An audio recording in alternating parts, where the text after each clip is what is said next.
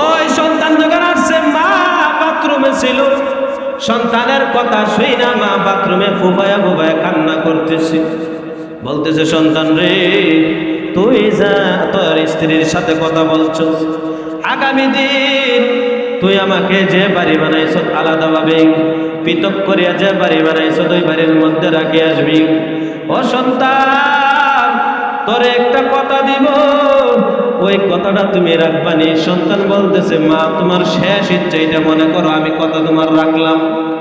বলতেছে বাবা রে বাজারের মধ্যে যাইবে, সবচেয়ে নরম ফাকনা আমটা নিয়ে আসবে। সবচেয়ে কি নরম আম, ফাকনা আম নিয়ে আসবি। সন্তান দৌড়াইয়া গেছে, যাওয়ার পরে বাজারের মধ্যে গিয়া সবচেয়ে নরম এবং পাকনা আমটা নিয়ে আসছে বাসার মধ্যে এনে বলতেছে মা নিয়ে আসছে। তখন মা বলতেছে বাবা রে আজকে তো একটা শর্তের কথা বলছিলাম, যে আমটা নিয়ে আসছো ওই আমটা নিয়ে তোমার বুকের মধ্যে তুমি ঘুমাইবা আজকে রাতটা। কয় রাত? শুধু আজকের রাত্রটা তুমি আমটা বুকের মধ্যে নিয়ে ঘুমাইবা। ও সন্তান এইটাই তোমার কাছে আমার পাওনা, আর কোনো পাওনা নাই। আজকে যদি এই কাজটা তুমি করতে পারো আমি মা, তুমি বিদায় করতে হবে না, আমি মা ঘর ছেড়ে চলে যাব। সন্তানকে যখন এই শর্ত দেওয়া হলো, সন্তান কিছুক্ষণ পরে যখন বুকের উপরে আমটা নিয়ে ঘুমাইল, ঘুমানোর সাথে সাথে আমরা এদিক সেদিক করি কিনা, ঘুমাইলে করর দিই না, করর দেয় এদিক সেদিক করে। সন্তান যখন বুকের উপরে আমটা নিয়ে ঘুমাইল, যখন করর দিছে তার ফিডের তলে ফইরা আমদার আম রয়েছে। আম কি? আম একবারে বিছানার সাথে মিশা গেছে। মা দরজার সিবার মধ্যে দাঁড়ায় দাঁড়ায় দেখতেছে দৃশ্যগুলা, চোখের পানিগুলা পালাইতেছে। আর সন্তানকে গিয়া বলে ও সন্তান রাত্রর দরকার নাই, আমি তোমাকে পরীক্ষা করে ফেলছি। তোমাকে এখন বলি আমি মা তোমাকে বলছিলাম আমটা বুকের উপরে রেখে আজকে রাত্রটা কাটানোর জন্য, কিন্তু তুমি 1 ঘন্টা পরে আমটার আম রইল না, আমটা বিছানার সাথে লেগে একবারে লেপটে গেল। মাকে ডাক দিয়া বলতেছে মা এই আমটা দিয়ে আমার পরীক্ষা দিয়া কি বুঝাইলে? মা কান্না করে আর বলে সন্তান রে তুই যখন ছোট্ট ছিলে, একবারে ছোট্ট থেকে লাগাইয়া হওয়ার পর থেকে 2.5 বছর পর্যন্ত আমি মা তোরে বুকের মধ্যে রাখছি, 1 মিনিটের জন্য আমার বুক থেকে তুই পরস না। পরছে পরছে মা, যদি আমিও ঘুমাই থাকি কিন্তু তোমার দিকে আমি খেয়াল রাখছি, তোমার দিকে আমি সজাগ রয়েছি। কারণ হলো আমি ঘুমাইলেও কিন্তু আমার মন ঘুমাইছে, আমার মা আমার দেহ কখনো ঘুমাই না। সন্তানকে ডাক দেয়া বলতেছ সন্তান 1 দিন 2 দিন নয়, 2.5 বছর পর্যন্ত তোমাকে আমার বুকের দুধ পান করাইছি। তুমি যদি ডাইন পাশে তোমাকে রাখছি, ওই শীতের দিনে কনকন শীতের মধ্যে লেপ কম্বল দিয়া যখন ঘুমাইছি তোমাকে ডাইন পাশে রাখছি, রাখার পরে তুমি যখন কিছুক্ষণ পরে প্রস্রাব করে দিছো, ওই মা ওই প্রস্রাবের মধ্যে তাইকা বাম পাশে সন্তান দাঁড়িয়ে নিয়েছে। বাম পাশে যখন প্রস্রাব করে দিছো তখন মার কোনো সাইডে রাখি নাই, মা তুমি সন্তানকে আমার বুকের মধ্যে রাখছি। আমি মা 10 মাস 10 দিন গর্ভে রাখছি। তোমাকে পরীক্ষা দিলে পারতাম, এমন কোন দুনিয়ার জমিনে এমন কোন পুরুষ জন্ম হয় নাই একটা ইট 24 ঘন্টা তার পেটের মধ্যে ঝুলায় রাখতো, এমন পুরুষ আসেনি, আসেনি। আমি মা তোমাকে সন্তানকে গর্ভে রাখিয়া 10 মাস 10 দিন এমন কষ্ট করছি রে সন্তান, কেমন কষ্ট করছি জানো? তোমার বাবাকে নিয়ে, তোমার দাদাকে নিয়ে, তোমার চাচাকে নিয়ে। ওয়াইসাল কারনী নাম শুনছেন না আপনারা? শোনার নাই মনে হয়। ওয়াইসাল কারনী আমরা যারা বাংলাদেশে বসবাস করি বেশিরভাগ ওয়াজ করণী কইলে চিনে। কি কইলে চিনে? ওয়াজ করণী কইলে একবারে সহজভাবে চিনে, কিন্তু ওয়াইসাল কারনী কইলে চিনে না। ওয়াইসাল কারনী মার খেদমত করতে করতে এমন পর্যায়ে চলে গেছে, আল্লাহর নবীর কাছে একটা চিঠি লিখছে, ও নবী আপনি দুনিয়াতে আছেন, আমি আছি, আমি সাহাবী হওয়ার ভাগ্য আমি অর্জন করতে চাই। চিঠি লিখছেন, লেখার সাথে সাথে আমার নবীর কাছে যখন আয়েশা পৌঁছে গেল, আমার নবী চিঠির মধ্যে লিখছে, ওয়াইসাল কারণে তুমি আসতে পারবা, তোমার ফ্যামিলিতে কয়জন আছে, কে আছে আমাকে জানাও। ওয়াইসাল কারণে দ্বিতীয়বার চিঠিটা পাঠাইলেন, ও নবী আমার ঘরের ভিতরে একজন বৃদ্ধ মা আছে, আমি যদি আপনার কাছে চলে আসি আমার মাকে দেখাশোনা করার মতো কোনো মানুষ নাই। আল্লাহর নবী চিঠির মধ্যে লিখলেন, ওয়াইসাল কারনী শুনিয়া নাও, তুমি তোমার মার খেদমত করো রে, তোমার মা যদি দোয়া করে আমার আল্লাহ সাহাবী হওয়ার চেয়েও তোমার মূল্যমান দাম মান সম্মান বাড়াইয়া দিবে। কার খেদমত? মার খেদমতের কথা বলতেছে রে বাবা।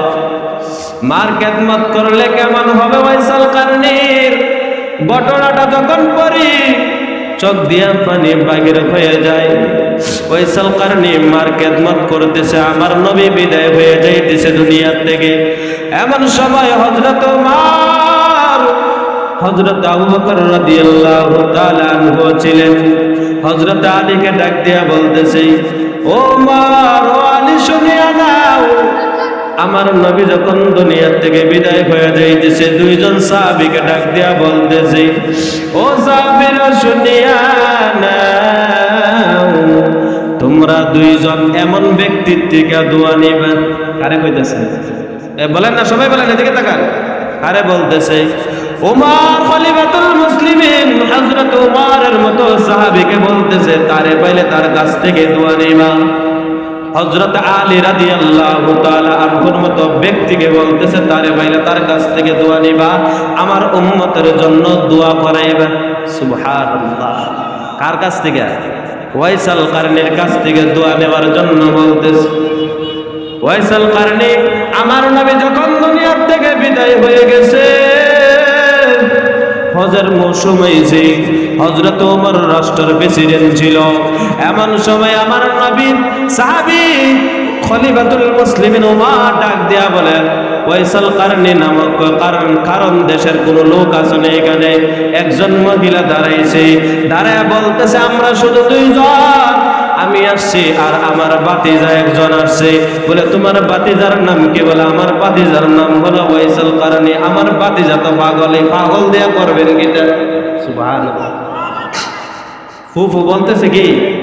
সবাই বলেন না, ফুফু কি বলতেছে? ওমরকে বলতেছে, আমার বাতিজা তো পাগল, পাগল দেয়া করবেন কি? পাগলের আপনার দরকার কি? পাগলটা তো কেউ কিছু কয় না, পাগলের কারো কাছে দরকারও লাগে না, এই পাগল দেয়া করবেন কি?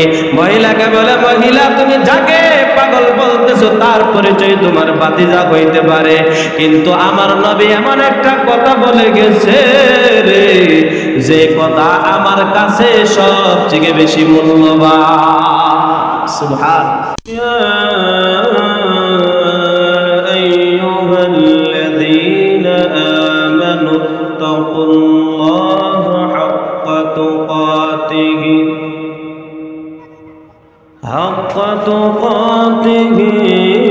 ولا تموتن إلا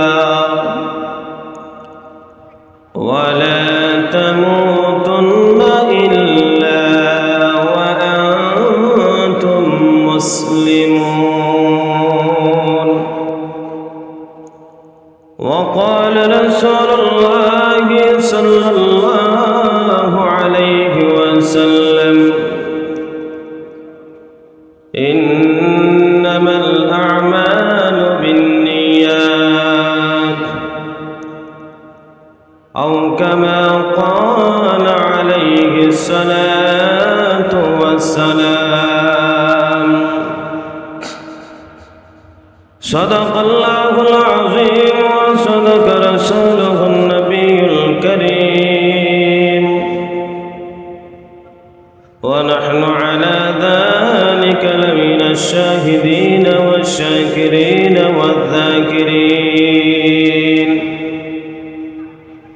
والحمد لله رب العالمين.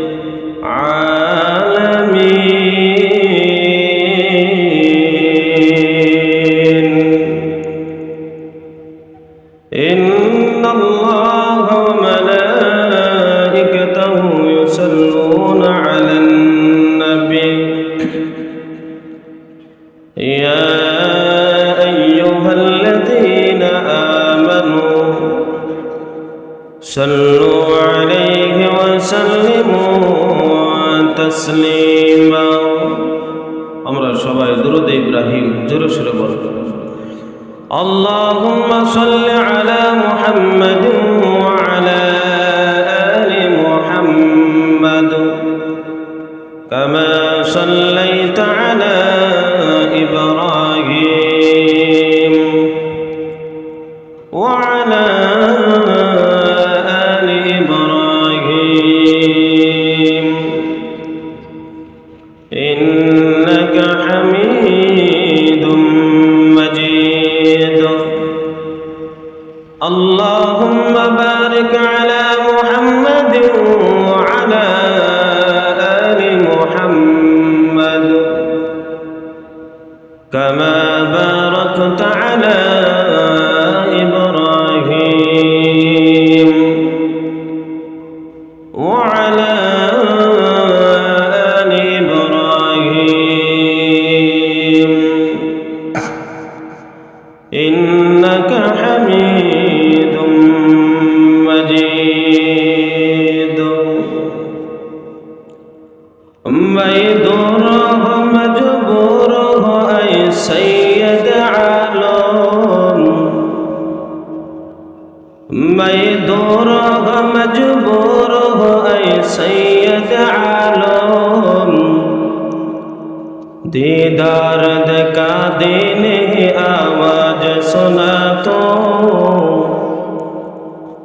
दीदार का दिन आवाज सुना तो या रब मेरे आँखों में समा जाए मदीना या रब मेरे आँखों में समा जाए मदीना. मैं कास के मानिंद नहीं आशिक लैला मैं कास के मानिंद नहीं आशिक लैला. मैं सूरत यूसुफ को नहीं चाहने वाला मैं सूरत यूसुफ को नहीं चाहने वाला मैं कास के मानिंद नहीं आशिक लैला मैं कास के मानिंद नहीं आशिक लैला. मैं आशिक मौला है मेरा इश्क दीवाना मैं आशिक मौला है मेरा इश्क दीवाना. या इलाही तू मेरा माबूद है या इलाही तू मेरा माशूक है या इलाही मुझको मुझसे दूर कर ताकि देखो मुझ में तुझको एक नजर. या इलाही तू मेरा रहमान है या इलाही तू मेरा रोही महाय या इलाही तू मेरा गफ्फार है या इलाही तू मेरा सत्तार है। করেন পশ্চিমপাড়া বীর মুক্তিযোদ্ধা মোহাম্মদ আব্দুল মতিন সরকার এর বাড়ির উদ্যোগে 22তম বার্ষিক ওয়াজ দোয়ার মাহফিল। দিন প্রিয় ইসলাম প্রিয় যুবক ভাইয়েরা, পর্দার আড়ালে আছেন পর্দার নিশিন মা ও বোনেরা, এই মাহফিল করছে আমরা সবাই বেজার না খুশি? সবাই কোন জোরে কোন খুশি হলে আলোচনা করার আগে কিছু কথা বলে আপনারা মনোযোগ দিয়ে শুনুন। আলোচনা কি বলি আগে মনোযোগ দিয়ে শুনতেই কি দিয়া মনটা এদিক সেদিক নেওয়া যাবে। আল্লাহ পাক বলেন وقالوا سمعنا وأطعنا غفرانك ربنا وإليك المصير। আল্লাহ পাক বলেন মুসলমান তাকে বলা হয় যে মনোযোগ দিয়া শুনবে এবং আমল করবে। কি দিয়া শুনতে হইব? মনোযোগ দিয়া শুনবে যারা, আমল করবে যারা, তারাই হলো মুসলমান। কাফেররা শুনে আমল করে না, ঠিক না? আজকের আলোচনা অনেক কাফেরদের কানে যাবে, মুশরিকদের কানে যাবে, মুনাফিকদের কানে যাবে, কিন্তু তারা আমল করবে না। মুসলমান যারা অবশ্যই অবশ্যই শোনার পরে আমল করার নামই হলো মুসলমান, ঠিক না? যে কুরআনুল কারীমের আয়াত তেলাওয়াত করছি আল্লাহ রাব্বুল আলামিন জানায় দিলেন ইয়া আইয়ুহাল্লাযীনা আমানুত্তাকুল্লাহ।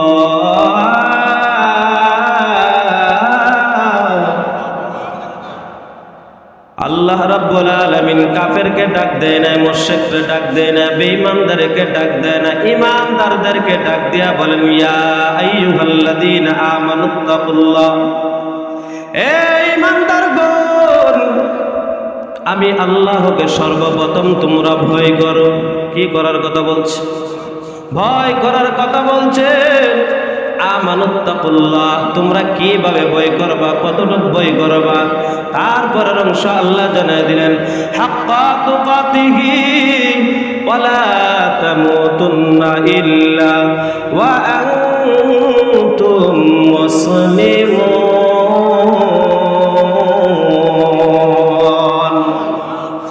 আল্লাহ জানায় দেন আমি আল্লাহকে ভয় করার মতো ভয় করব, ঠিক কিনা? কি করার মতো? ভয় করবা, কোনো অসুবিধা নাই, কিন্তু ভয় করার মতো ভয় করো।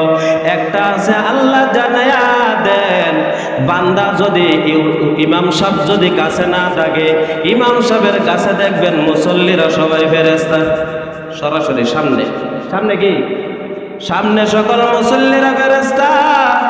যখন ইমাম সাহেবের কাছ থেকে চইলা যাক, বেশিরভাগই মুসল্লিরা শয়তান হয়ে যায়, ঠিক কিনা?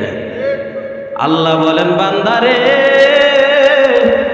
আমি আল্লাহকে ভয় করবা, ভয় করার মতো ভয় করবা। হাক্কা তুকাতিহি ওয়ালা তামুতুন্না ইল্লা ওয়া আনতুম মুসলিমুন। আল্লাহ বলেন বান্দারে মুসলমান যতক্ষণ না হইছ ততক্ষণ তোমরা মৃত্যুবরণ করিও না। সুবহান। তাইলে কি আমরা মুসলমান হওয়ার জন্য কি বসে থাকবো? মুসলমান কখন হব? এখন থেকে নিয়ত করেন আল্লাহ আপনার যত বিধিবিধান আছে আমরা মাথা পেতে নিলাম, যত নিষেধ কাজ আছে, যত নিষিদ্ধ জিনিস আছে সব থেকে আমরা বিরত হয়ে গেলাম। ও আল্লাহ, আর যত নিষিদ্ধ জিনিসগুলা দিচ্ছেন এই নিষিদ্ধ জিনিসগুলার দ্বারে কাছে আমরা যাব না। আপনি যত হুকুম করেছেন, রাসূলের তরিকা মতে যত বিধান আছে সবগুলো আমরা মাথা পেতে নিলাম। আজকে থেকে এখন থেকে আপনি মুসলমান হওয়া লাগবে। ঠিক কিনা? কোন সময় থেকে? এখন থেকে মুসলমান হতে হবে। আমাদের মধ্যে মনে করেন যে 100 বছর হায়াত পাবো মুসলমান হবে, এটা না, সাথে সাথে মুসলমান হয়ে যাব। সকল বিধিবিধান মেনে নিব, হারাম থেকে নিজেকে বাঁচিয়ে রাখবো, হালাল গুলা গ্রহণ করব, তার নামেই হলো মুসলমান। আমরা সবাই যদি মুসলমান হতে লাগে 3টা কাজ লাগে। কয়টা? মানে কয়টা? 1 নম্বর নবী বললেন লা ইলাহা ইল্লাল্লাহ মুহাম্মাদুর রাসূলুল্লাহ। 1 নম্বর কাজ হলো তোমার জবান দ্বারা তুমি এটা বলবা। কি দ্বারা? জবান দ্বারা বলতে হবে, তারপরে অন্তর দ্বারা স্বীকার করে নিতে হবে, জবান দ্বারা স্বীকার করে নিতে হবে, বাস্তবায়নে আমরা দেখাইতে হবে। এটার নাম কি? মুসলমান। এটার নাম কি? মুসলমান। কালেমার আর একটা সারমর্ম আছে, আল্লাহর নবী জানিয়ে দেন সারমর্ম হলো আল্লাহর বিধানের উপরে আল্লাহ বলেন আমার মতে মত, আমার রাসূলের পথে পথ যারা মানবে তারাই হলো খাঁটি মুসলমান। কার মতে মত? মালিকের মতে মত হতে হবে, আল্লাহর মতে মত হতে হবে, আমাদের সৃষ্টিকর্তার মতে মত হতে হবে, আর রাসূলের পথে পথ হতে হবে, রাসূলের সুন্নাহ মতে জীবনকে গড়তে হবে। আমরাই হব খাঁটি মুসলমান। আমরা কি হব? খাঁটি মুসলমান। আমরা মনে করি যে বাপ দাদা ছিল মুসলমান, ভাই আছে মুসলমান, বাবা মুসলমান, দাদা মুসলমান, বড় বাবা মুসলমান, আমরাও মুসলমান হয়ে গেলাম। নামাজ লাগবে না, রোজা রাখবে না, হজ লাগবে না, যাকাত লাগবে না, এটার নাম কি মুসলমান? এটা কখনো মুসলমান হতে পারে না। মুসলমানের পরিচয় কালেমা পড়ার সাথে সাথে 5 ওয়াক্ত নামাজ পড়ার নামই হলো মুসলমান। কয় ওয়াক্ত? 5 ওয়াক্ত। মুসলমান বেশিরভাগ 5 ওয়াক্ত নামাজ পড়েনি। সবাই বলেন পড়ে? মসজিদে গেলে বোঝা যায় কয়জন পড়ে। আরো তো আছে শীতের দিন। এর দিন শীতের দিন মুসল্লি দিন লেপ সারে না, লেপ মুসল্লিরা ধরে রাখে। আর মুসল্লি যদি ইমানদার হয়ে থাকে বলবে আসসালাতু খায়রুম মিনান নাওম।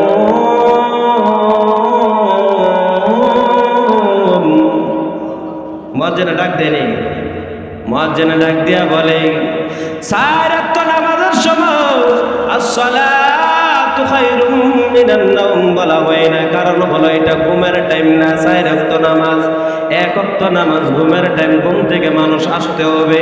তার জন্য মুয়াজ্জিনে ডাক দিয়ে বলে আসসালাতু খায়রুম মিনান নাওম, তোমার ঘুম থেকে নামাজ উত্তম।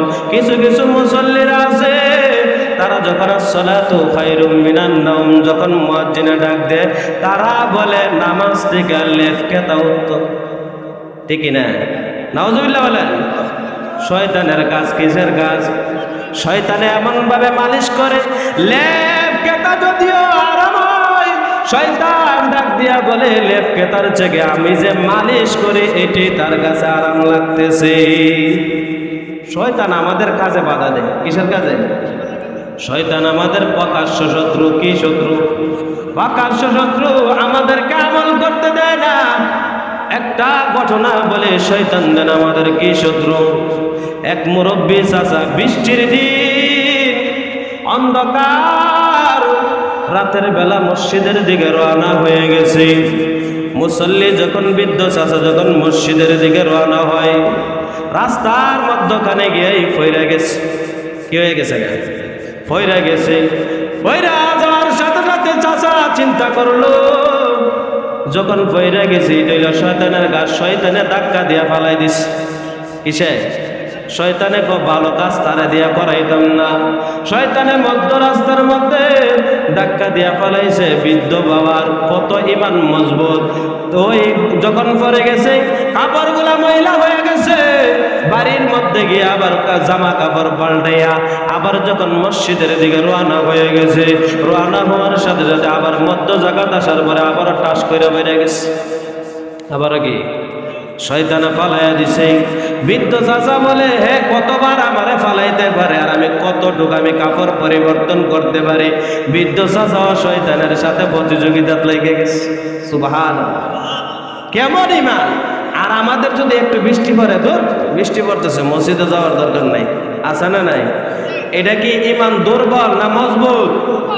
দুর্বল ইমানদারদের এটা। বৃদ্ধ চাচা যখন 3 বারের বার আসছে, আসার পরে শয়তানে চিন্তা করে না, চাচারা যদি এখন ফালাইয়া দেয়, আমার প্রতি তো আমার আল্লাহ এখনো বেজার, কিয়ামত পর্যন্ত বেজার থাকবে, আমরা তো জাহান্নামী। তারপরে একটা দয়া মায়া আছে। ওই শয়তান বৃদ্ধ চাচারে কুলের মধ্যে শয়তানে নিয়ে মসজিদের মধ্যে নামায় দিন। এমন সময় একজন শয়তান লিডার আইসা বলতেছে, তুই এত ভালো হইলে কোন সময়? আল্লাহু আকবার। কারে কইতাছে? শয়তান লিডারে বলতেছে, শয়তান তুই এত ভালো হইলে কোন সময়? তোর কাজ তো মানুষের খালি আকাম কুকাম করানো, মানুষের খালি ভালো কাজে বাধা দেওয়া, ভালো কাজ করার লাগি দেশ না। আমরা কাজ তো ভালো কাজ করে না, তারে খুলে কইরা কান্দে কইরা মসজিদে দেওয়ার দরকার কি? বলে মসজিদে কেন দেয় জানেননি? ভালো কাজের ভিতরে খারাপ কাজ লুকায়া রয়েছে। ভালো কাজের ভিতরে খারাপ কাজ লুকায়া রয়েছে। কিভাবে? বলে তারে কান্দ কইরা যে আমি মসজিদে নিয়ে আসি, প্রতিটা কদমে কদমে একটা গুনাহ মাফ হয়, একটা নেকি আল্লাহ দিয়া দেয়। তারে যে কোলে কইরা কান্দে কইরা মসজিদে নিয়ে আসলাম, তার এই সওয়াবটা থেকে তারে বঞ্চিত করে দিছে। নাউজুবিল্লাহ কন্যা। শয়তানের কত বড় বুদ্ধি দেখছেন নি? শয়তানে চায় ভালো কাজের ভিতরে শয়তানি ঢুকানোর জন্য। আল্লাহ পাক রব্বুল আলামিন দেখবেন আমাদের মহল্লার ভিতরে, গ্রামের ভিতরে, দেশের ভিতরে এমন কিছু সর্দার বর্দার আছে, এমন কিছু মানুষ আছে, যদিও দেখেন ভালো কাজ করতেছে, তার ভিতরে কিন্তু ঘুষ ঢুকাইল আছে না নাই? আপনার এলাকার মনে নাই নি? ভালো কাজ করতেছে উপরের দিয়ে দেয়া যায়, কিন্তু তলে তলে ঘুষ খাওয়াই না এক নাম্বার, ঠিক না? তাহলে বোঝা গেল যারা ভালো কাজ উপর দিক দিয়া করে কিন্তু নিচের দিক দিয়া ঘুষ খায়, তারাও শয়তানের বন্ধু, ঠিক না? তারাও শয়তানের বন্ধু, শয়তানের কালাতো ভাই। না হলে শয়তানের কাজ আর তাদের কাজ এক হইতো না। আমাকে বলা হয়েছে, হুজুর এখনের সমাজে মা বাবাকে ছেলে সন্তানে মানে না, ঠিক নেই? বেশিরভাগ ছেলে সন্তান মা বাবার কথা শুনে না। মা বাবা যদি বলে, বাবা পশ্চিম দিকে তুমি নামাজের মধ্যে যাও, হ্যাঁ দেখা যায় গিয়া বাবা ট্যাবলেট খায়, আছে না নাই? গাঁজা খায়, আছে না নাই? ফেন্সিডিল আছে না নাই? ইয়াবা আছে না নাই? এমন একটা মহাব্বতের নাম দিছে, ট্যাবলেটের নাম বাবা দিছে। কি দিছে? বাবা। তো যদি আর একটু বেশি মহাব্বত যাইতো, এই মহাব্বতের নাম মা ট্যাবলেট দিল না, গেলে গিয়া কি ট্যাবলেট? মা ট্যাবলেট দিলে তো আরো মহাব্বত ফুলাইতে পারলো, ঠিক না? ফুলাইতে আরো মহাব্বত কিল, আরো আকর্ষণ হইল। বাবা ট্যাবলেট দিয়া যদি যুবকদেরকে এমন আকর্ষণ বাড়ানো যায়, তাহলে মা ট্যাবলেট দিলে মনে হয় একটা যুবকও ভালো থাকলো না, ঠিক না? মা বাবা কেমন সম্পদ আমি বলি। মা বাবার যদি খেদমত করে, কি করে? 5টা পুরস্কার। কয়টা? গত বছরও বলছিলাম, এই বছর আমি বলতেছি, মনোযোগ সহকারে শুনবেন।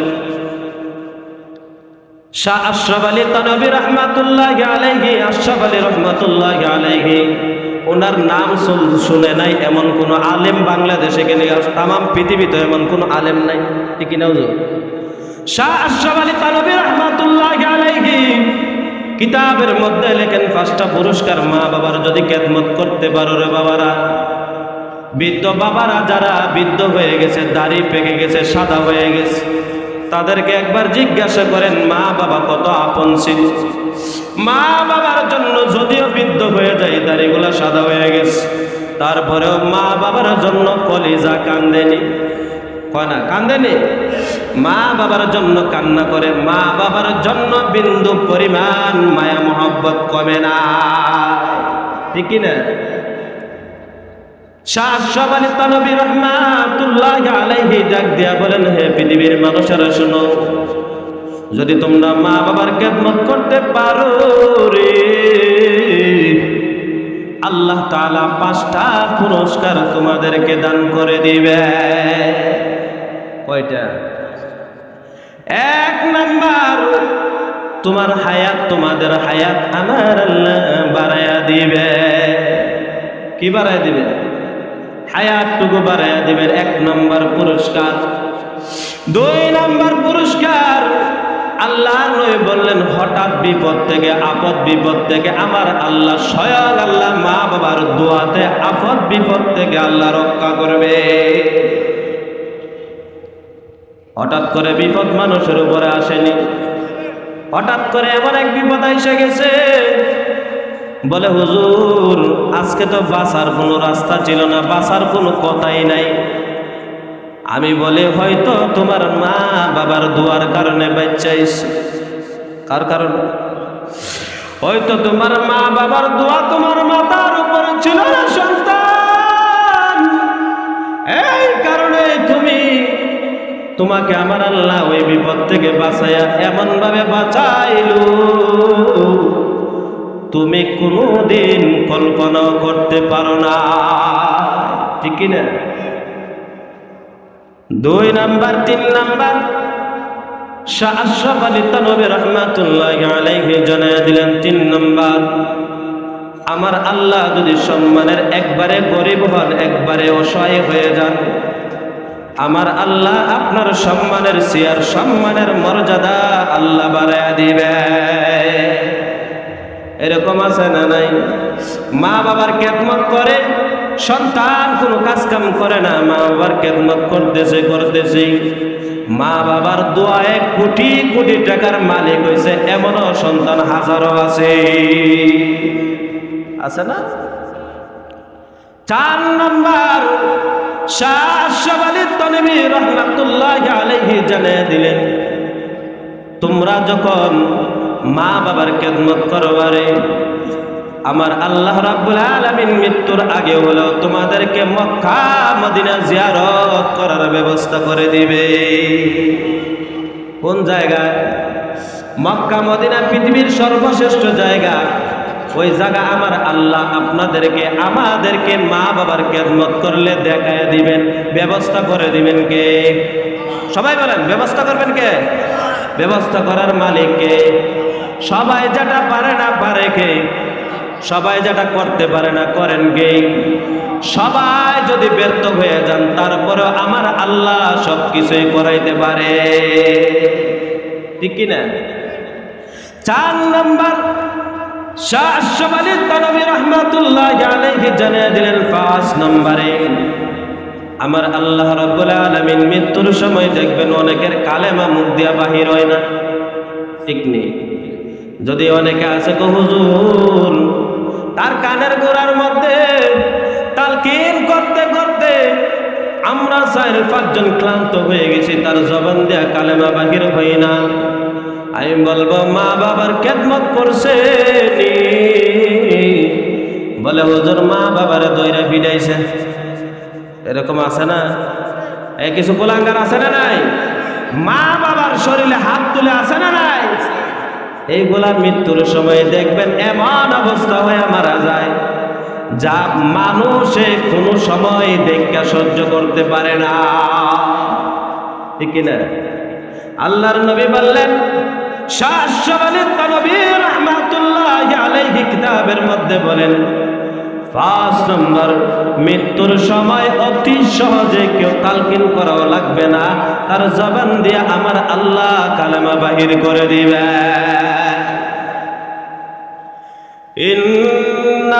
ইন্নাল্লাযীনা ক্বালু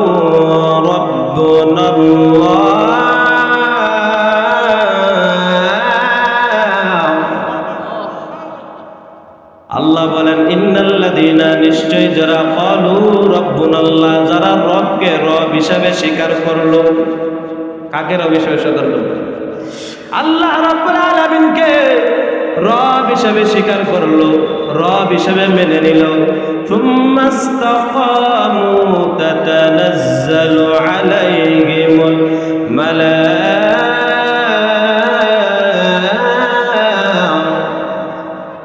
আল্লাহ বলেন সুম্মা ইসতাকামু, তার উপরে ইস্তেকামত থাকলো, তার উপরে মজবুত হয়ে থাকলো, শক্ত হয়ে থাকলো। এই জায়গার থেকে তারা নড়লো না, এই জায়গার মধ্যে দাঁড়ায় থাকলো, এই জায়গার মধ্যে শক্ত হয়ে থাকলো। আল্লাহ বলেন কি হবে জানো? আল্লাহ তাখাফু ওয়ালা তাহজানু ওয়া আবশিরু বিল জান্নাতিল্লাতী কুনতুম তুআদুন।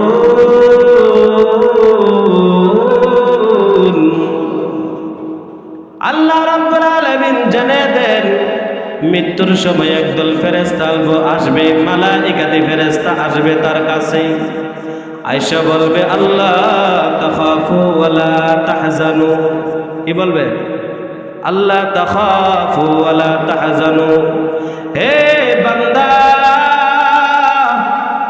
তোমার কোনো চিন্তা নাই, কোনো টেনশন নাই, কোনো পেরেশানি নাই। ওয়া আবশিরু বিল জান্নাতিল্লাতী কুনতুম তুআদুন। হে বান্দা, আমার আল্লাহ যে প্রতিশ্রুতি, যে জান্নাতের প্রতিশ্রুতি দিয়েছিল, আমার আল্লাহ এটা তোমার দ্বারা কায়েম করে দিবেন। এটার মধ্যে তুমি আছো, আমার আল্লাহ তোমাকে ওই জান্নাতের প্রতিশ্রুতি দিয়েছেন, ওই জান্নাত তোমাকে দিয়ে দিবে।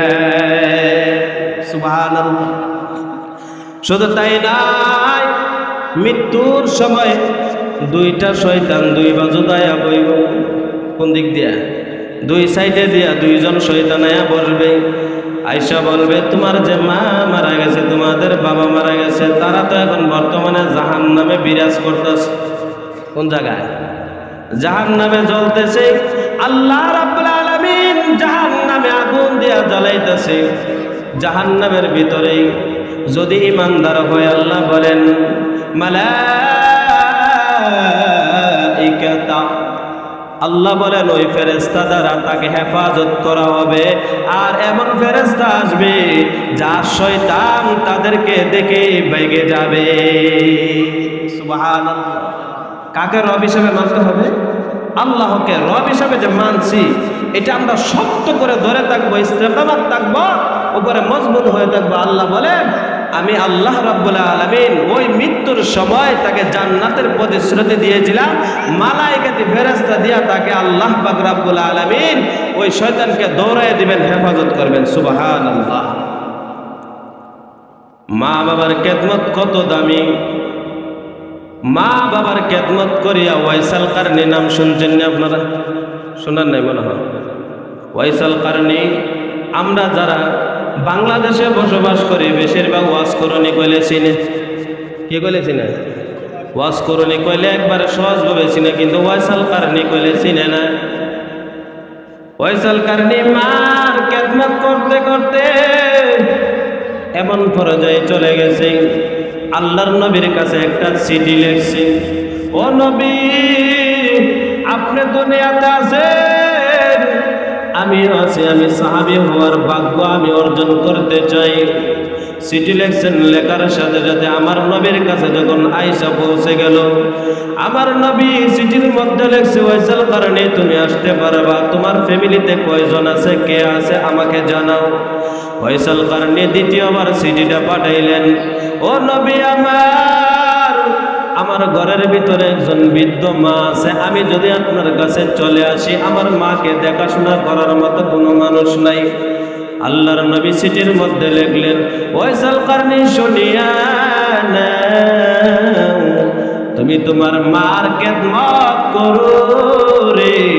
তোমার মা যদি দোয়া করে, আমার আল্লাহ সাহাবী হওয়ার চেয়েও তোমার মূল্যমান দাম মান সম্মান বাড়াইয়া দিবে। কার খেদমত? মার খেদমতের কথা বলতেছে রে বাবা।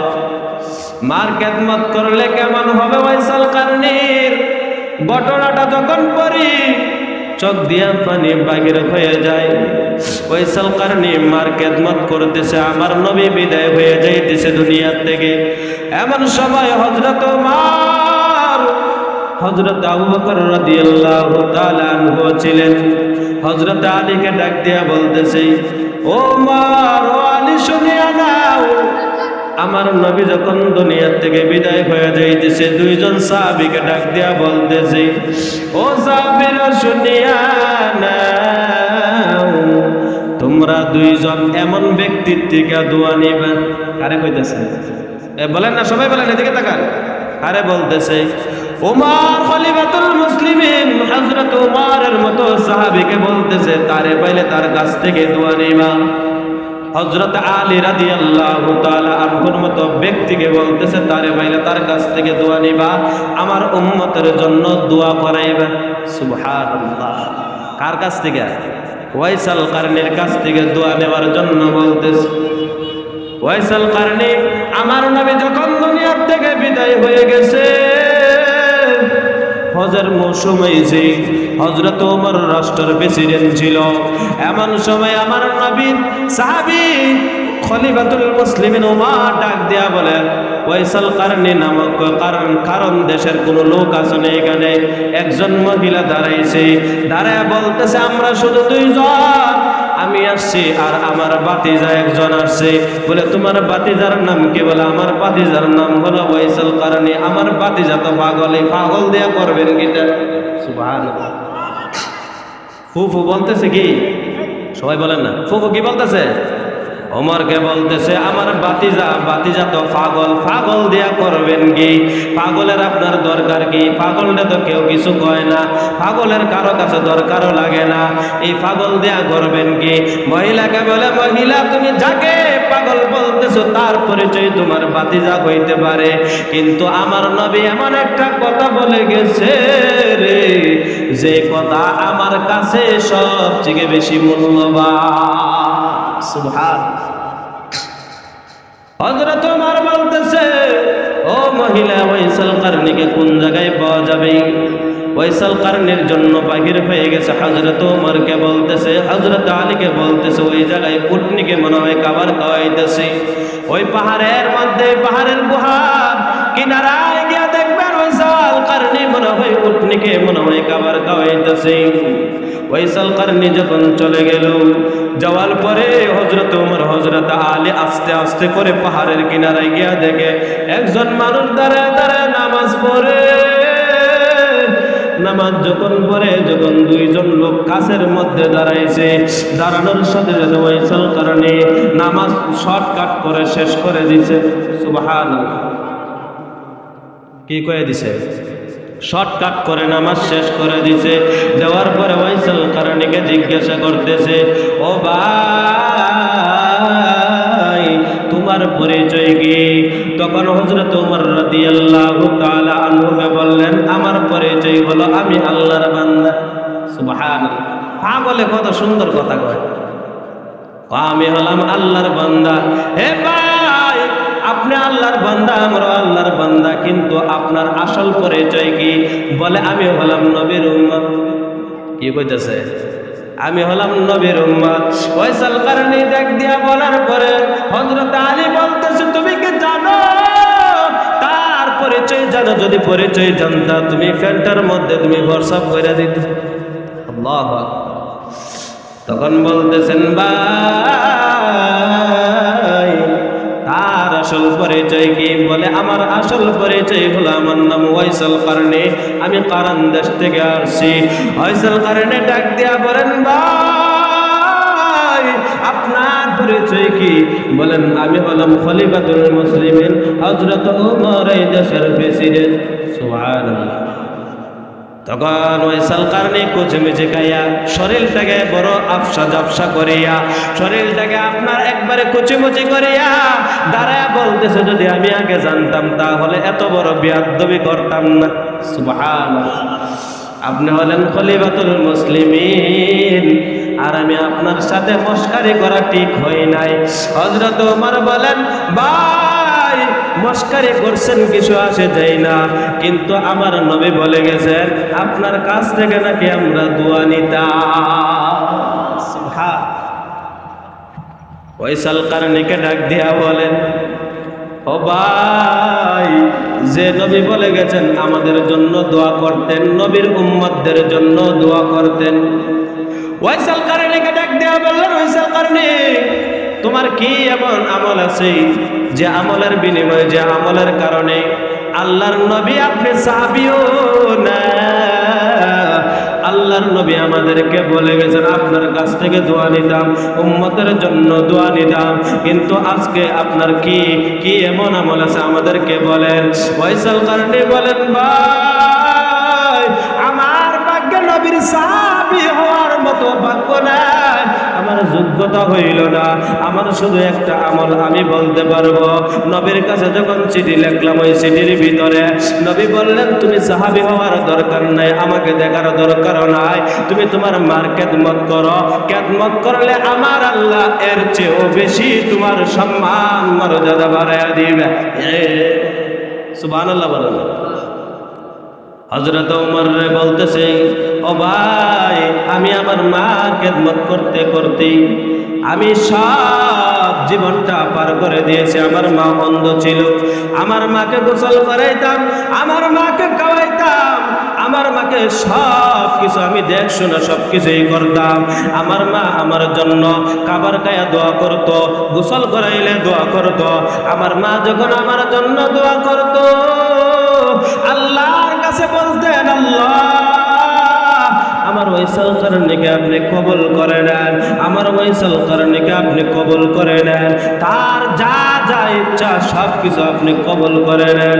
আল্লাহ পাক রব্বুল আলামিন ওই মায়ের বদলাতে এমন কবুল করা করছে, যা সাহাবীদেরকেও বলা হয়েছে তাকে পাইলে তোমরা দোয়া নিও। সুবহানাল্লাহ। কার দোয়ার বরকতে? মায়ের দোয়ার বরকতে। যত বড় ওলি হয়েছে, বড় বড় ওলিরা মা বাবার দোয়াতে বড় ওলি হয়েছে, ঠিক না? ওয়াইসাল কারনী বলতেছে, আমি মার খেদমত করিয়া এত বড় আমি মর্যাদাবান হয়ে গেলাম। কিয়ামতের ময়দানে ওয়াইসাল কারনীর পাওয়ার কেমন থাকবে জানেননি? কিয়ামতের ময়দানে হাদিস শরীফের মধ্যে রাসূল বলেছেন, ওয়াইসাল কারনী যখন, সকল মানুষ যখন জাহান্নামের দিকে জান্নাতের দিকে দৌড়াইতে থাকবে, এমন সময় ওয়াইসাল কারনীকে ডাক দিয়া বলবে, জান্নাতের দরজার সামনে যখন যাবে, ওয়াইসাল কারনীকে আমার আল্লাহ ডাক দিয়া বলবে, ওয়াইসাল কারনী শোনো, তুমি দাঁড়াও। ওয়াইসাল কারনী ভয় পেয়ে যাবে, না জানে কি হয়ে যায়, না জানে কি হয়ে যাইতেছে। ওয়াইসাল কারনী চিন্তায় টেনশনে পড়ে যায়, মনে হয় আমি জান্নাতের ভিতরে ঢুকতে পারবো না।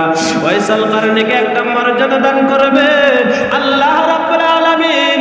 ওয়াইসাল কারনীকে ডাক দিয়া বলবে, ওয়াইসাল কারনী, তোমার আঙ্গুল দিয়া ওই যত মানুষকে যারা ঈমান আনছিলেন তাদেরকে যারা জাহান্নামে হয়ে যাইতেছে, তারপরে গুনার কারণে কিন্তু ঈমান হারা হয় নাই, গুনার কারণে তারা জাহান্নামে চলে যাচ্ছে, ফেরেশতারা শিকল লাগায়া টানতে টানতে জাহান্নামের দিকে যখন নিয়ে যাইতেছে, এমন সময় বলবে, ওয়াইসাল কারনী, তোমার শাহাদাত আঙ্গুলটা উঠাইয়া ওই লোকদেরকে, তোমার পাড়া প্রতিবেশীদেরকে, তোমার ভালো মানুষদেরকে, তোমার বন্ধু বান্ধবদেরকে আঙ্গুল দিয়ে আজকে যাদেরকে ইশারা করবা, তাদেরকে আমি আল্লাহ রাব্বুল আলামিন তোমার ওই আঙ্গুলের ইশারার উসিলা তাদেরকে জান্নাতি বানায়া দেব।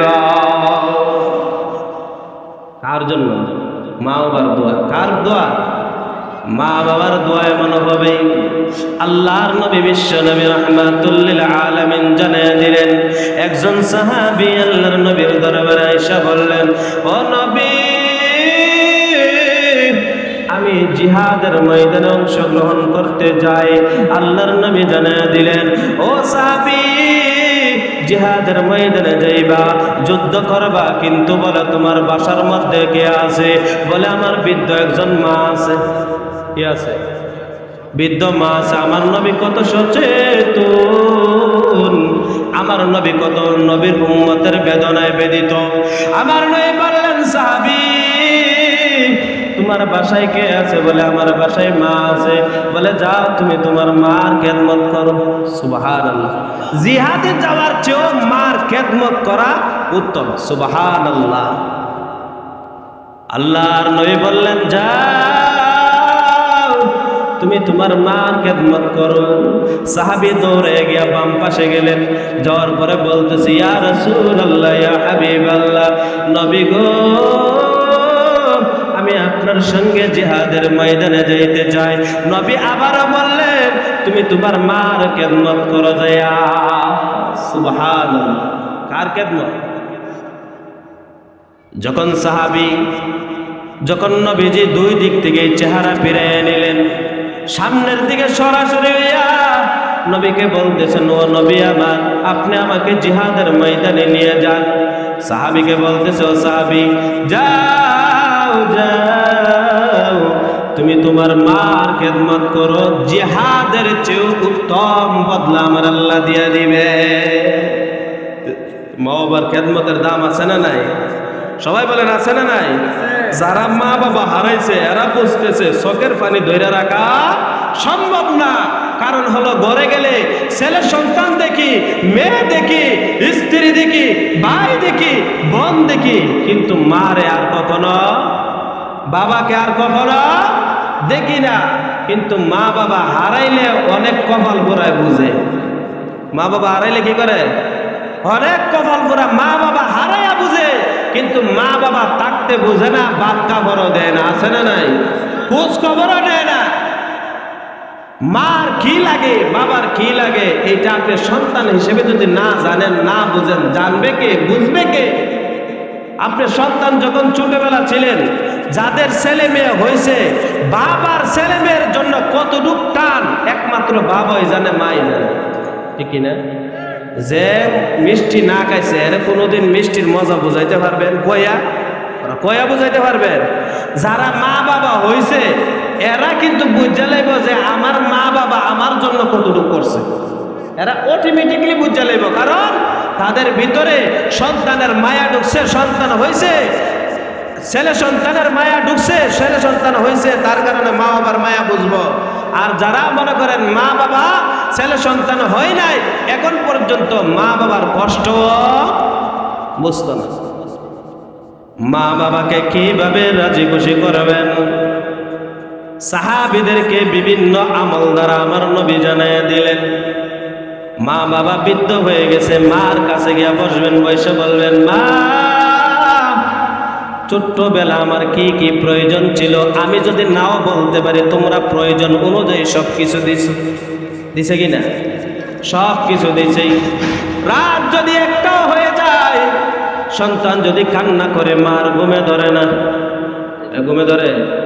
বাবা যদি ঘুমাই থাকে, মা থেকে বাবার কলেজা একটু শক্ত, মন একটু শক্ত থাকে। আবার অনেক বাবার আছে, যা দূর হয়ে যা, সন্তান লইয়া দূর হয়ে যা, আমার ঘুমে ডিস্টার্ব করিস না, আছে না নাই? কিন্তু মা সন্তানরে কখনো পালাইতে পারে না, ঠিক কিনা? আপনার এদিকে আছে তৈরি? মার কি কি প্রয়োজন মাকে বিয়া বলবেন, মা আপনার কি কোনো ওষুধ লাগবে না, কোনো ফল টল গাইবেননি? জ্ঞাত ঘরের ভিতরে সন্তানরে অনেক কিছুই বলেন, ও বাবা তোমার কি লাগে, তোমার কি প্রয়োজন আছে, সন্তানগুলাকে বলেন। একবার গিয়া মাকে বলবেন, মা প্রচন্ড ঠান্ডা পড়তেছে, কুয়াশা পড়তেছে, মা তোমাকে যে ঘরের ভিতরে দিছে, আমরা বিল্ডিং এ থাকি আর তোমার টিনের ঘরে দিছি। এরকম কপাল পুরা আছে না?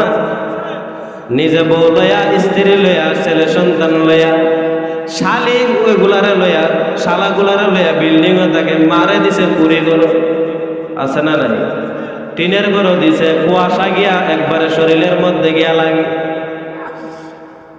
ওই মাকে গিয়া বলবেন, মা প্রচন্ড ঠান্ডা পড়ছে গো, তোমার কি কি প্রয়োজন আমাকে বলো, লেপ লাগবে নি, তোষক লাগবে নি, তোমার যদি বেশি ঠান্ডা হয় দরকার হয় মা আমি সন্তান হয়ে বলতেছি, তোমাকে একবারে আমার সাথে কাছে একবারে রাখার চেষ্টা করব। সুবহান। এরকম কর দরকার আছে নি? মাকে গিয়া বলবেন, মা দেখেন, মা বাবা বাজার থেকে পান সুপারি আইনা যতটা খুশি করতে পারবেন, কোটি কোটি টাকা দিয়ে হয়তো খুশি করতে পারতেন, ঠিক না? একদিন হঠাৎ করে যদি মা বলে, ও সন্তান আমার 10টা টাকার প্রাণের প্রয়োজন, যদি আপনি এক বিড়া পান আইনা দিতে পারেন, মার মুখে হাসি আর হাসি দেখতে পাইবে, ঠিক না? দেখবেন আপনার জন্য কত দোয়া করি। কারণ হলো, আমার সন্তানকে বলছিলাম 10 টাকার প্রাণ আনার জন্য, কিন্তু আমার সন্তান আমাকে এত ভালোবাসে রে, এক বিড়া পান 150 টাকা দা নিয়ে আস। সুপারি করছিলাম 10টা আনার জন্য, 100টা সুপারি আইনা দিছে। বেশির থেকে বেশি হইলে 2 থেকে 300 টাকা খরচ হবে, কিন্তু ওই 200-300 টাকার খরচের কারণে আপনার মা বাবার মুখের হাসি কোটি টাকার চেয়েও দামি, ঠিক না? একটা ঘটনা আপনাদেরকে বলি। ও ভাই, মা বাবার খেদমত কতটা দামি তার জন্য আপনাদেরকে বলতেছি। এক সন্তান তাকে বিদেশের জমিনে, মা স্ত্রীর সঙ্গে তাকে স্ত্রী বলতেছে ফোন দিয়া, ও স্বামী আমার, যদি তোমার মাকে আলাদা বাড়ি না বানাই, আলাদা ঘর না বানাইয়া যদি আমাকে না দেন, তাহলে আমি আপনার সংসার করব না। এরকম মহিলা আছে না নাই? বেশিরভাগ মহিলা দেখবেন 5 দিন হয়েছে না বিয়া হয়েছে, আলাদা হইবার লেগা পাগল হয়ে যায়। আপনারা এদিকে নাই? 5 দিনের পরের দিনে দেখবেন তোমার মারে রান্না করে খাওয়ানোর আমার দরকার কি? তোমার বাবাকে আমার রান্না করে খাওয়ানোর দরকার কি? চলো আমরা টুনা আর টুনি একটি পাতিলের মধ্যে রান্না, খাইলে খাবো, না খাইলে না। এরকম আছে না? ওই সন্তান ডাক দিয়া বলতেছে, স্ত্রী তুমি যা বলো আমি তোমার কথার মধ্যে, প্রস্তাবের মধ্যে রাজি আছি।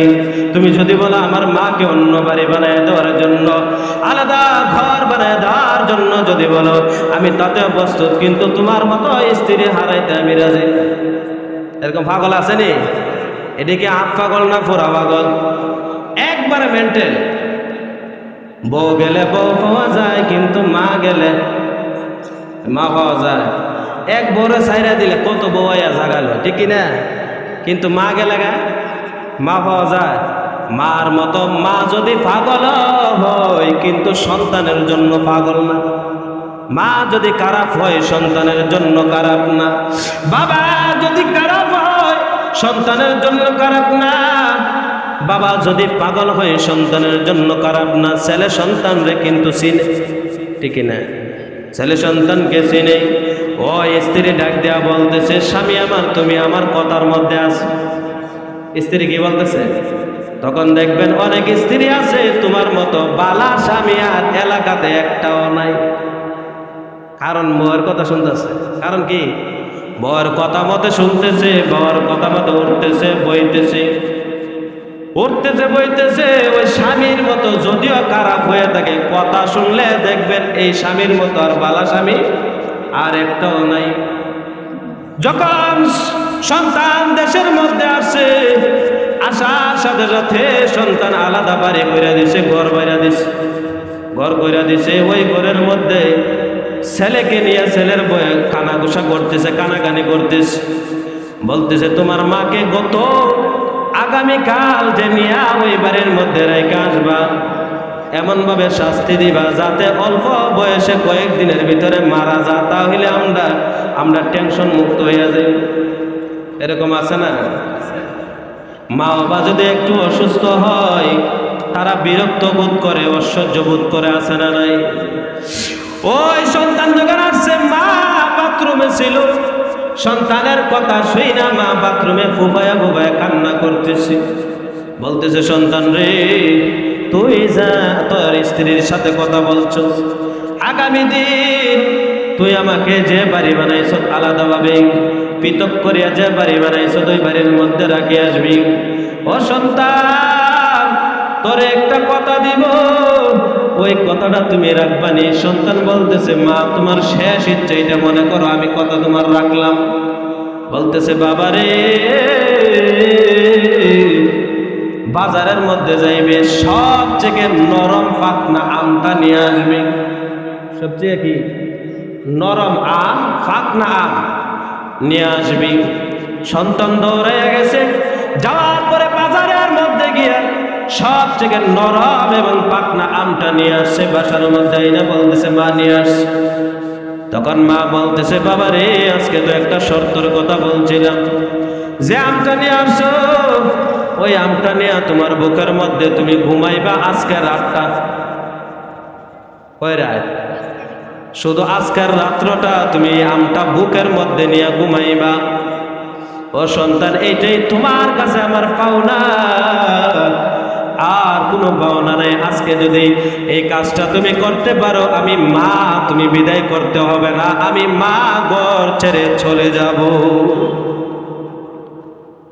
সন্তানকে যখন এই শর্ত দেওয়া হলো, সন্তান কিছুক্ষণ পরে যখন বুকের উপরে আমটা নিয়ে ঘুমাইল, ঘুমানোর সাথে সাথে আমরা এদিক সেদিক করি কিনা? ঘুমাইলে করর দিই না, করর দেয় এদিক সেদিক করি। সন্তান যখন বুকের উপরে আমটা নিয়ে ঘুমাইল, যখন করর দিছে তার ফিডের তলে ফইরা আমদার আম রয়েছে। আম কি? আম একবারে বিছানার সাথে মিশা গেছে। মা দরজার সিবার মধ্যে দাঁড়ায় দাঁড়ায় দেখতেছে, দৃশ্যগুলার চোখের পানিগুলা পালাইতেছে। আর সন্তানকে গিয়া বলে, ও সন্তান, রাত্রর দরকার নাই, আমি তোমাকে পরীক্ষা করে ফেলছি।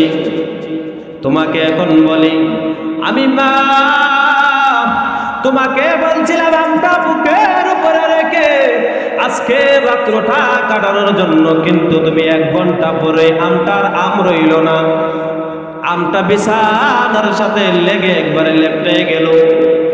মাকে ডাক দিয়া বলতেছে, মা, এই আমটা দিয়ে আমার পরীক্ষা দিয়া কি বুঝাইলে?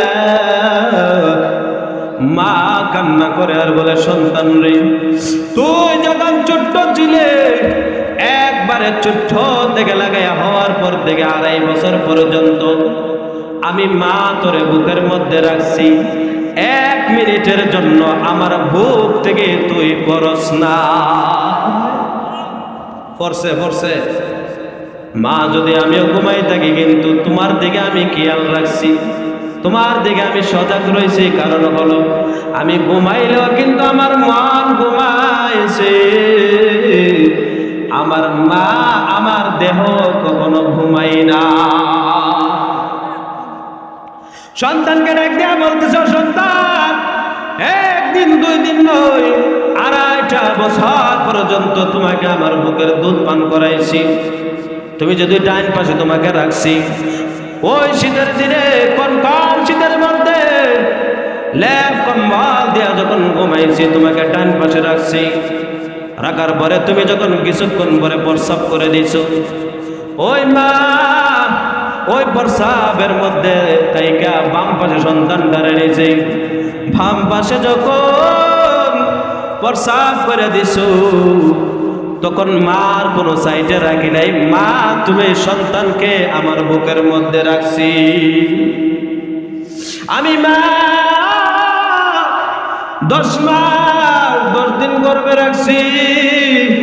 তোমাকে পরীক্ষা দিলে পারতাম, এমন কোন দুনিয়ার জমিনে এমন কোন পুরুষ জন্ম হয় নাই, একটা ইট 24 ঘন্টা তার পেটের মধ্যে ঝুলায় রাখতো, এমন পুরুষ আসেনি, আসেনি। আমি মা তোমাকে সন্তানকে গর্ভে রাখিয়া 10 মাস 10 দিন এমন কষ্ট করছি রে সন্তান, কেমন কষ্ট করছি জানো? তোমার বাবাকে নিয়া, তোমার দাদাকে নিয়া, তোমার চাচাকে নিয়া, তোমার সবাই আত্মীয় স্বজনদেরকে নিয়ে যখন খাবার বাইরা দিছি, উপস্থাপনা করছি, করার সময় সবাইকে খাবার দিছি, আমিও যখন খাবার নিয়ে বসছি, বসার সাথে সাথে তুমি যখন একটা লাথি দিছো, দেওয়ার সাথে সাথে মনে হয়েছিল কলিজাটা মনে হয় টুকরা টুকরা হয়ে গেছে। বমি করা শুরু করে দিলাম, তখন আমি দৌড়াইয়া বাহির হয়ে গিয়ে আমি বই করা শুরু করলাম। আমার শাশুড়ি ডাক দিয়া বলে, ও বৌমা তুমি খাবার খাও না কেন গো? আমি তখন বললাম, শাশুড়ি মা, এমন একটা সময়, এমন একটা অবস্থায় তো আপনিও ছিলেন, আপনার নাতি হোক নাতনি হোক এমন জোরে লাথি দিছে আর আমার খাবারের মতো আর কোনো ব্যবস্থা না, ঠিক কিনা? 1-2 দিন নয়, পুরা 6 মাস 7 মাস পর্যন্ত তোমাকে গর্বে রাখে আমি খাবার ভালো করে খাইতে পারি নাই। হ্যাঁ সন্তান, 1 দিন নয় 2 দিন নয়, তোমাকে 2.5টা বছর পর্যন্ত বুকের মধ্যে রাখলাম। আর প্রসব বেদনার কথা তো আমি বললামই নাই। এখন তো প্রসব বেদনা কি তা মা বোনরা জানেই না, ঠিক না? বর্তমানে কাইটালায় কি করে লায় সহজ পদ্ধতি, জামাই যদি বিদেশ থাকে 6 মাস আগ থেকে কইব টেহা রেডি রাখ, নর্মাল দরকার নাই, সিজার করাইলাম। আপনার মনে এদিকে নাই দি কি করাই লিব? সিজার করাই লাইব। এই জন্যই সন্তান বেশিরভাগ সিজারের মতো ফুঙ্গা হইতেছে, বুঝে না কথা, খারাপ হইতেছে। এখন বর্তমানে মা বোনরা অনেকে আছে বলে বুকের দুধ খাওয়ানোর দরকার নাই, সন্তান রে ডিব্বার দুধ খাও, প্যাকেটের দুধ খাও।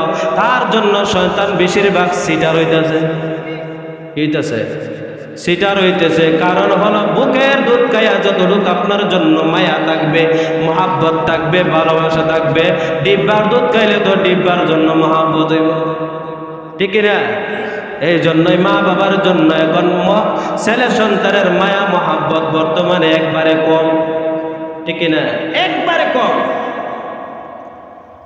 ওই গর্ভ অবস্থা যখন, প্রসব বেদনা যখন শুরু হয়ে গেছে রে সন্তান, সবাই আমার কাছে আশেপাশে ছিল, অনেকে কান্না করতে করতে চোখের পানি দিয়ে ভিজিয়ে ফেলেছে দাড়ি মোবারক।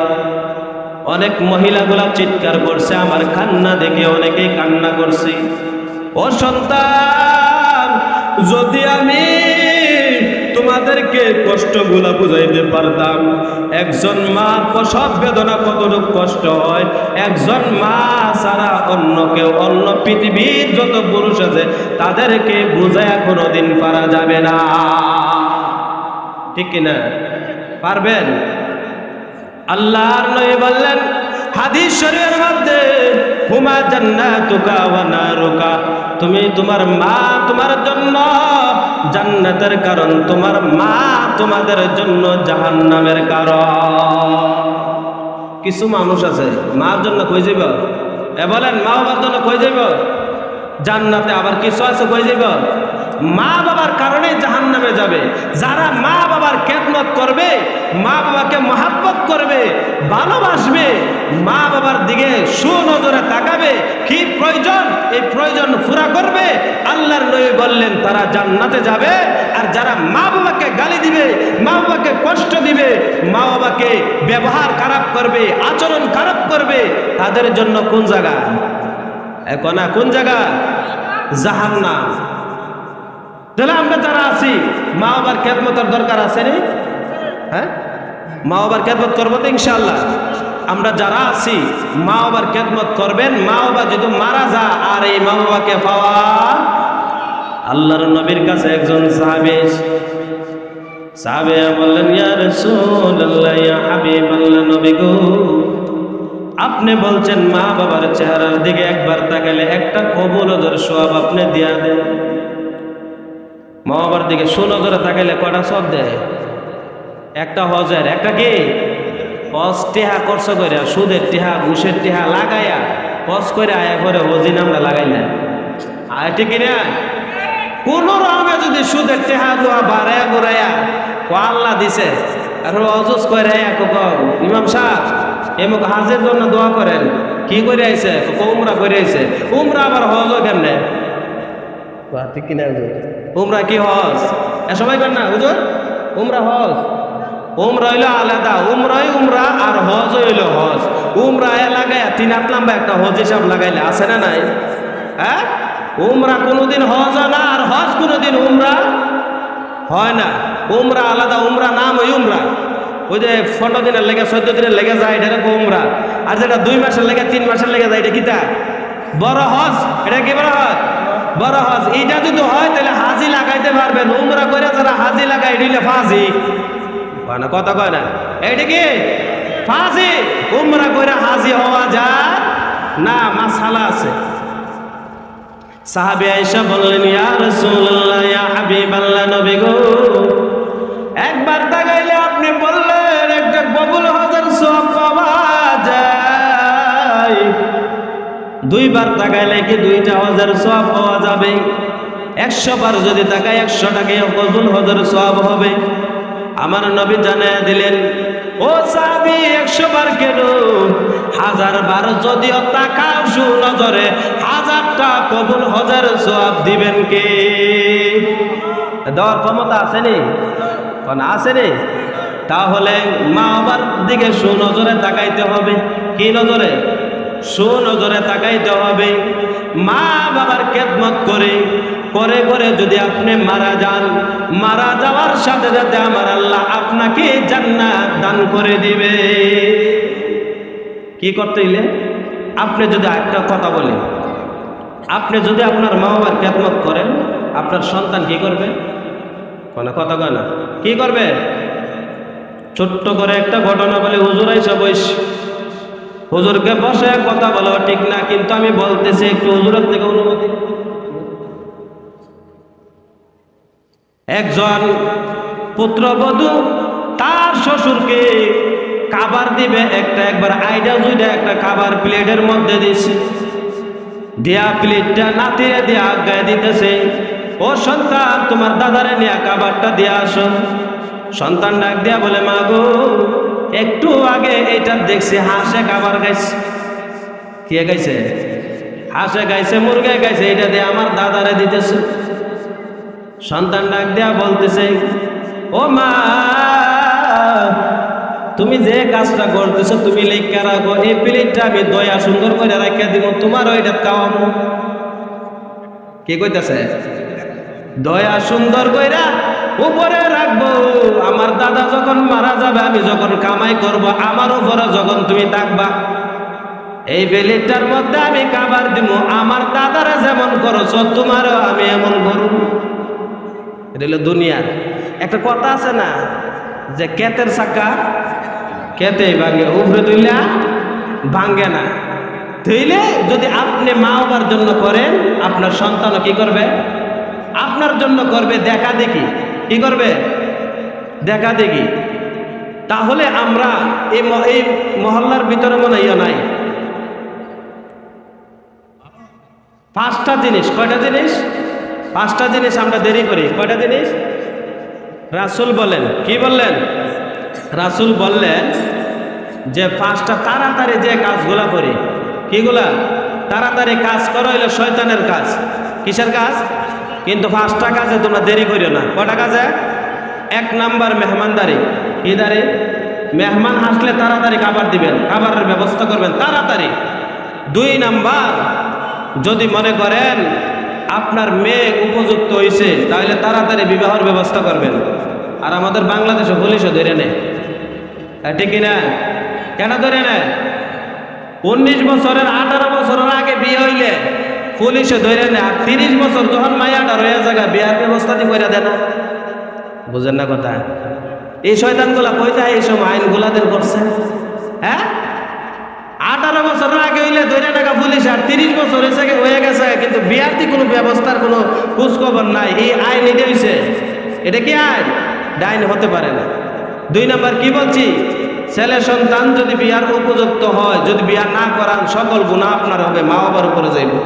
3 নাম্বার, নামাজের টাইম হয়ে গেলে অক্তমতে নামাজ পড়া। কি পড়া? ইন্নাস সালাতা কানাত আলাল মুমিনিনা কিতাবাম মাওকুতা। আল্লাহ পাক রব্বুল আলামিন কুরআনুল কারীমে 5 নম্বর পারার মধ্যে বলেন যে নামাজের সময় হইছে, তোমরা তাড়াতাড়ি করে নামাজ আদায় করে নাও সময় মতো। 4 নাম্বার, রেন যদি থাকে, রেন আছে না, মানুষের রেন করে না? রেন যদি কইরা থাকেন, তাহলে রেন তাড়াতাড়ি দেওয়ার ব্যবস্থা করা। কি দেওয়া? রেন। 5 নাম্বার, আল্লাহর রাসূল বলেন আমরা মারা যায় কিনা মানুষ, আমাদের এলাকাত মারা যায় না, কাফন দাফনের ব্যবস্থা তাড়াতাড়ি করা। কি করা? আমাদের এই পাঁচটাই দেরি করে মাইছে, পাঁচটা জিনিস কি করে? দেরি করে। রাসূল বলছেন তাড়াতাড়ি করো, আমরা দেরি করি। ছেলেটা সিঙ্গাপুর আছে, হুজুর আয়ালো, ঠিক না? সৌদি আরব আছে, হুজুর আয়ালো। সকল আত্মীয় স্বজন এখনো ভালো করে আইছে না, জানাজাটা একটু ফিরচাইয়া দেন না নাই। আর দেখবেন বেশিরভাগই জানাজার নামাজ যখন নির্ধারিত করে ইমাম সপ্তাহে না, সর্দার ফর্দার টিটা হ্যাঁ, একটা ক 3টার সময়, একটা ক 4টার সময়, এরা ঠেলাঠেলি ইমাম সামনেই গেল, ঠিক না? কিছু কিছু যখন দেখবেন এলাকার ভিতরে সিফাত ফিরে জায়গা, ইমাম সামনে তাড়াতাড়ি ডাক দেয়। সিফাত ফিরে গেলে কিসের মধ্যে পারলে? সিফাত করলে যে সিফাত থেকে উঠতে পারে না, সর্দারও তুলতে পারে না, তাদের এলাকার মাতব্বরও তুলতে পারে না, এই সময় হুজুরে তাড়াতাড়ি ডাক দেবো, এই সিফাত থেকে একমাত্র হুজুরে তুলতে পারবো, ঠিক না? আর যেটি নিজে নিজে সাইরে লাইতে পারবো, আমরা সাইরে লাই মানে হুজুরে ডেকে করবে, কিন্তু আছে না নাই? হ্যাঁ, 5 নম্বর কি বলছি, দাফন কাফনের ব্যবস্থা। সিঙ্গাপুর তা হোক, নাইলে সৌদি আরব তা হোক, নাইলে ইটালি তা হোক, তাড়াতাড়ি কাফনের ব্যবস্থা করবেন। দেখার মধ্যে তেমন ফজিলত না, সন্তান জানাজার নামাজের দোয়াগুলা ঠিকঠাক করে পারে কিনা এটা আমাদের জানার দরকার, ঠিক কিনা? কি জানার দরকার? জানাজার দোয়াগুলা। কিসের দোয়া? মুসলমান অনেকে আছে জানাজার নামাজের ফরজ কটা জিগাইলে পারতো না, আছে না নাই? জানাজার নামাজের ফরজ যদি জিজ্ঞাসা করেন, ভাই জানাজার নামাজের ফরজ কটা, কইব হুজুর আপনি কোন, আপনি তো জানাজা পড়ান, আমরা পড়ে কিতা করুম আর আমরা জানি না কিতা করুম। এরকম আসেনি মুসলমান? মুসলমান জানার নাম আর মানার নাম বলছিলাম না, জানার মানাই মুসলমানের কাজ ছিল, কিন্তু আমরা জানি ঠিকই, কিন্তু মানার বেলা নাই। 2টা ফরজ জানাজার নামাজে, কয়টা?